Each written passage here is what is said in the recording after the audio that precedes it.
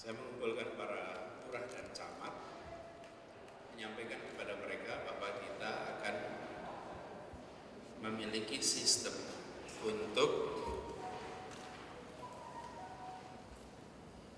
membuat pelayanan di tingkat kelurahan dan kecamatan itu responsif terhadap kebutuhan warga. Nah, supaya bisa responsif, maka pengawasannya dibuat dengan sistem, sehingga tidak mengandalkan kepada pribadi orang. Karena kalau mengandalkan pada pribadi orang, begitu orang tidak mengawasi, maka kinerjanya akan turun daripada sistem. Tadi teman-teman lihat sendiri itu sistemnya, dan sistem itu alhamdulillah sudah dibangun. Ini kita akan laksanakan. Lalu yang kedua, kita akan membuat semacam sensus rutin agar masyarakat bisa melakukan penilaian terhadap kinerja Pemprov DKI secara berkala. Dan jadi kinerja kelurahan ada, kinerja kecamatan ada, kinerja kota ada, kinerja provinsi juga ada. Ini akan dikerjakan tiap 3 bulan. Siapa yang merespon? Nanti para lurah akan menilai, mendapatkan assessment. Assessmentnya oleh siapa? Oleh RT, RW, LMK, FKDM, kemudian tokoh-tokoh masyarakat. Ini ada namanya. Respondennya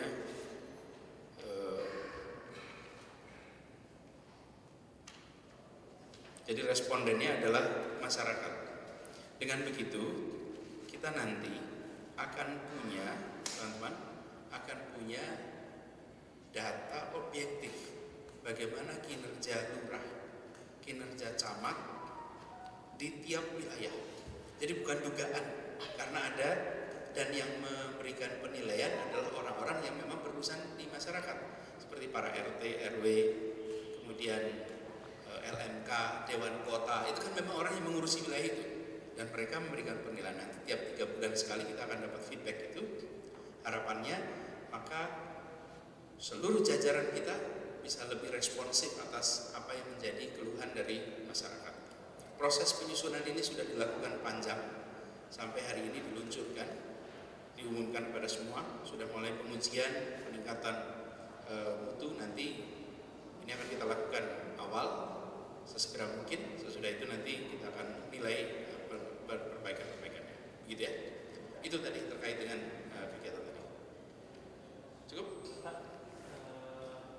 Kalau yang tadi laporan yang terkait dengan aplikasi itu kalau tidak ditindaklanjuti oleh yang bersangkutan, feedback buat masyarakatnya apakah tunggu teguran dari atas?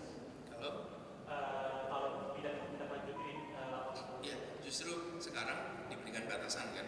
Kemarin kalau dulu dikasih waktu 14 hari, sekarang diturunkan jadi 7 hari. 7 hari sudah. Dan dari 7 hari itu nanti akan tercatat berapa laporan yang terselesaikan dengan cepat.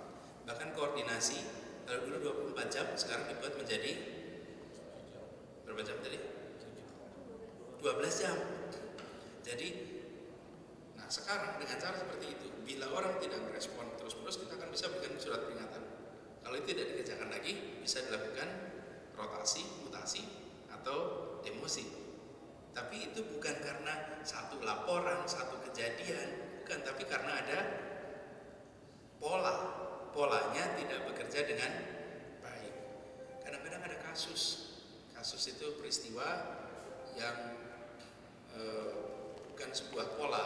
Nah, pada kasus itu nanti dinilai benar-benar ini kebiasaannya atau hanya kasus. Karena itu dengan ada cara seperti ini kita lakukan. Nah, semua laporan itu harus ada ujungnya tuntas atau ujungnya harus dilaporkan kepada instansi yang lebih tinggi atau instansi lain. Seperti contoh tadi tanda KPU tuh, contoh kan yang bisa memperbaiki siapa? KPU-nya. Kita nggak bisa memperbaiki, tapi lapornya kan ke Pemprov. Nah, yang seperti ini contoh bahwa kita sudah lapor, kemudian KPU yang harus mengkoreksi, kasusnya selesai gitu. Gitu ya teman-teman. Terima kasih.